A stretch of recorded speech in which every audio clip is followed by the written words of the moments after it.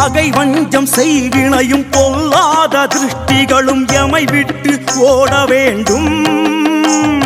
பொல்லாத கர்மவினை தீயோரின் எண்ணாலை அணுகாமல் காக்க வேண்டும்.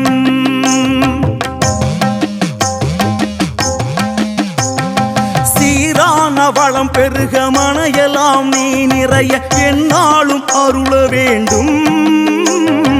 அதர்வன காளியே ஸ்ரீபத்ரகாளியே உனை என்றும் துதிக்க வேண்டும். ஹ்ரீங்காரம் செய்தபடி நேரில் வருவாய், பூங்காரம் செய்தபடி சுழன்றாடு